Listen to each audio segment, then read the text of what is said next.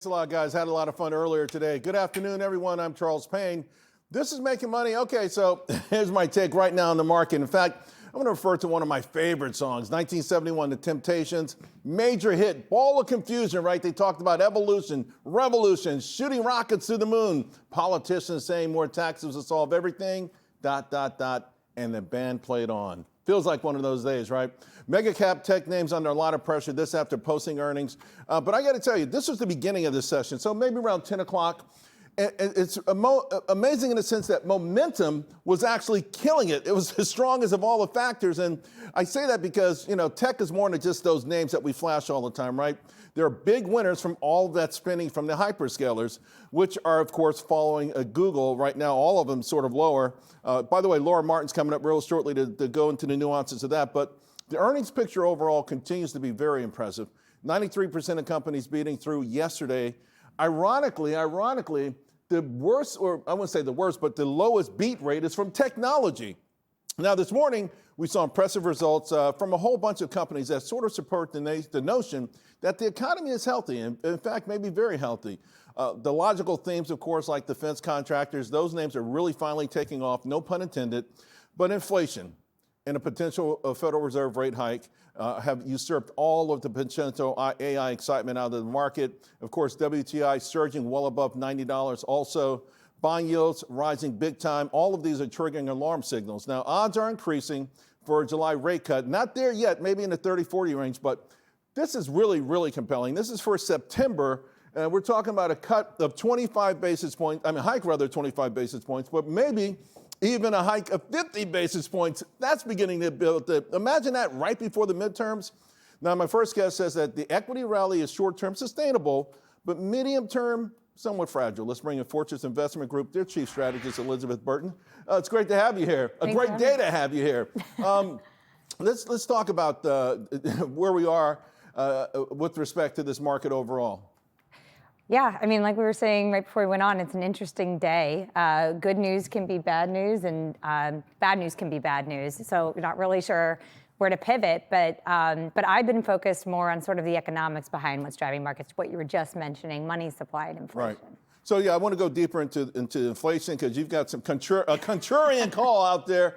But then let's talk before we even get to that part of it, though. Risk to the rally, you've laid them out. Inflation, AI, CapEx cracks, infrastructure demand.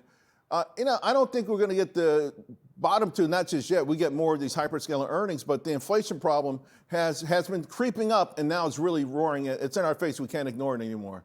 You say we can't ignore it, but the number of conversations I have where people are ignoring it, it's staggering. I literally get fights on there is no inflation problem. Why do you keep talking to me about it? We have investors. So what do you say that? Because to your point, the Atlanta Fed yesterday, they asked businesses, do you see inflation? And look, it's down here. Look where, so they don't see it. These businesses are telling Atlanta Fed they don't see it. They went down to 2.15 from 2.32, and it's been coming down ever since the peak in 2022. Businesses may not be saying it, but the bond market is telling you that they think inflation might be coming. Look at the TIPS market. You can see inflation creeping in there. Look at the money supply. Look at what's happening in yields today. We're at 4.7 on the 10-year. So I think that the bond market is saying you don't seem to be fixing inflation. So if you're not going to fix it, we're going to put a higher premium here for you. Now, one of the things you've talked about is the money supply, M2, and the pace right here. You can see really the largest monthly increase in 5 years here recently. It's coming on really strong. When does that, because we talk about these things all the time, it's hard to always understand when does it trigger, though, something that is impactful, that pushes back on markets? Well, a couple thoughts. One, it triggers something when you see a matching increase in the velocity of money. Okay. And it has increased about 27% over the last couple of years, but it's still not at its long-term average of 1.9. It's around 1.4. But the interesting thing is Warsh said a couple weeks ago that he thought that the money supply was actually normalizing. My figures show it's growing at a 7% annualized rate. I think that's not normal. Why the disconnect, do you think?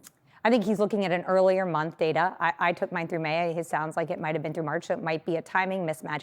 But it's interesting that he mentioned the money supply. That has not been in that testimony for almost a decade. Wow. So it's now something he's watching. And I have a lot of hope for this Fed, the fact that he's focused on it. So I got so much hope for this Fed that they, blow it up and put it back together in a more efficient, useful way for everybody, Main Street and Wall Street. Your five handle Yeah. on the 10-year. How do we get there? I don't think that's a super crazy call, and even if we it feels a lot less crazy in the last 48 hours. Every couple of days, it feels a lot less crazy, right? Look, I think just mechanically, pricing-wise, the 10-year is underpriced at not being 5, and it probably wouldn't be underpriced at 6. If you think about expected real growth, inflation, and then a risk premia, you're kind of looking at like 5.5, 6.5, not even 5. So I think that we're really underpricing duration. About 3 years ago, I interviewed Jim Grant, and he said that he believes we entered into a secular bear market anyway. Yeah. Of course, I think a lot of people, because it was so long, we were in a 40-year bull market. Right. And so we just kind of got used to things being the way they are. Could this just be the ramifications? Could this actually be something that goes on? Could Jim Grant essentially be right? He could be, and I think there's another great Jim who would agree with him, and that would be your friend Jim Bianco. I think they are making very similar arguments, and one of the arguments Bianco makes is that these cycles of inflation usually last about 10 years, so we're halfway there. One interesting I saw in your notes that was really interesting is I've been taking on this private equity, private credit thing for over a year. I've only had one person earlier this week. We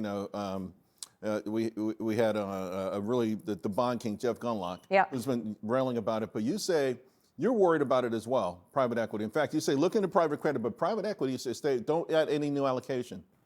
I think to median buyout private equity, the case is much harder. If I had $1 to invest right now, the marginal dollar would go into private credit for sure. It's not even a close comparison for me. It has tighter distribution ranges. It's held up better in drawdowns. And it's got a much better outlook. And I'd rather be working with the lenders, not with with the landlords, not with the tenants right now, as they like to say, right? I saw, that it seemed like you agree with Jamie Dimon on Monday. He said he wouldn't buy bonds or stocks right here, but you do single out the quality. There's a certain quality niche in this market that you do think there could be some opportunity. Yeah, I think there's definitely opportunities. I also don't know many people that can say, I'm going to sit out the 2 largest public markets, right? We have to invest somewhere. I think someplace that's been kind of forgotten is real estate debt. I think it's really interesting right now. You don't really have to get the macro too right. You've got net operating income, which can help on the inflation side. It's asset-backed, so maybe less correlated to equities and credit. It should have less volatility. And it's held up over the last decade with lower volatility than real estate equity. So I think there's some bright spots. Right, and of course, in your note, you also mentioned quality cyclicals, defense, which is doing extraordinarily well, cyber. The case from them has only been emboldened, actually, not in water, which we talk about a lot, but I don't think a lot of people zero in on it. But we have now with these data center controversies. Right. This has been a theme. I think when I was on about a year ago, I talked about the security of things, and this continues to be a great trade. We're in a place right now where we're not in a cost-saving mode, right?